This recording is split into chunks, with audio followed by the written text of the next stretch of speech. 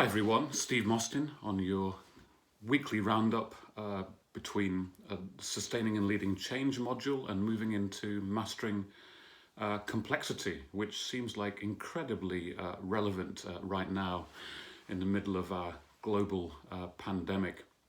And I hope you're all managing the most important things at the moment. And of course, this program I hope is being helpful as well. But it goes without saying, if any of you need any particular assistance or extensions to submissions, please let Monique know. But let's move on to this topic because this is a really important one for you as leaders and something which will, I think, define your leadership for years going forward. How you manage and turn up during this time, I think, is critical. And be very mindful of that as you get involved in any team intervention with your group. I had an interesting question from Reuven Mosel, who said, Steve, can you talk a bit more about conversational intelligence? Well, in a way, all organizational work is conversation, and the leader's role is to sense make from that conversation, listen to connect, not to think about your own preparation, so listen to connect with your team, but also to then lead that conversation. And this is so important, particularly as we move on from change management into the whole world of uncertainty.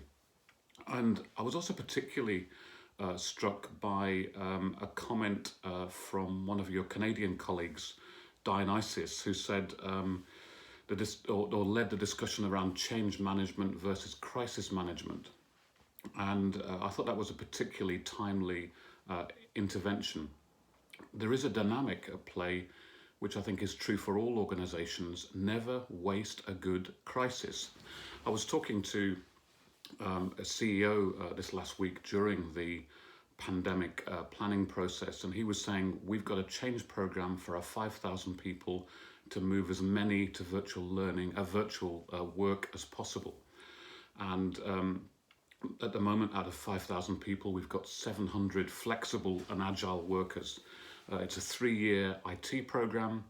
We have a change team, we have a change leader, we have technology partners, and we thought this was a 3-year program. We've now achieved all 5,000 people becoming virtual within 7 days. It's quite incredible what a crisis can lead. And then he wanders around and says, what are we doing with all these offices? So will things ever be the same again for that organization? Will they ever be the same again for any organization? Well, reflect on that, because I think this idea of never waste a good crisis is something you can also think about with your management and leadership teams. But crisis also creates anxiety, and your role as leaders is to sometimes know when the pressure's right enough for high performance, or sometimes if the pressure's too much, it actually leads to zero performance. And I want you to also think about your role in being the person who relieves the pressure cooker pressure at the moment for your team. And that can be as simple as just listening to the team. Holding steady, supporting them, I think is going to be one of the most important pieces of work you will be doing over the next few months. But let's move on to the idea of conversational intelligence and what that means in terms of a practical tool. And I'm always keen to share with you things you can do right now with your team. And as we move into this uncertainty module, I'm always thoughtful that whenever we get teams to talk about the future, it's a way to almost think quite creatively, and no one by definition is defensive about a particular future because it's not happened yet. It really is as simple as that. So one of the ways to think about uncertainty is to think about scenarios. And as you look deeper into Saïd Business School's skill set, we work a lot with scenarios, and particularly if you're particularly interested right now, some of the work by Rafael Ramirez, Business Planning in Turbulent Times, talks a lot about the whole scenario work. And I'll just quote a little bit from you. Scenarios are descriptions of plausible future contexts in which we might find ourselves. They're presented in a small set of stories about how surrounding environment might have evolved in the future. So this idea of stories and storytelling is so important.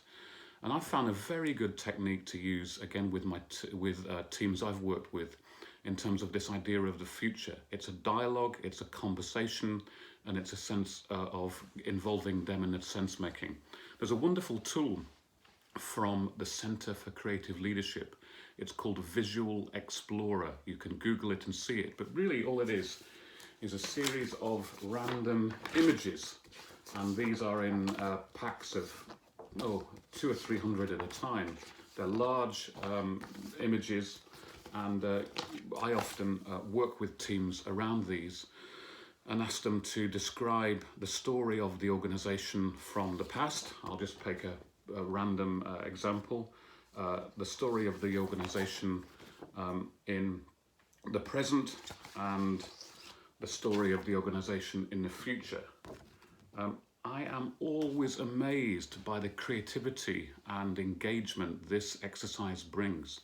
And one way to reduce the pressure for your team, once you're through the immediacy, by the way, of the work you need to do, just to reassure people, and maybe this isn't work you're doing next week, but it's something you should think about.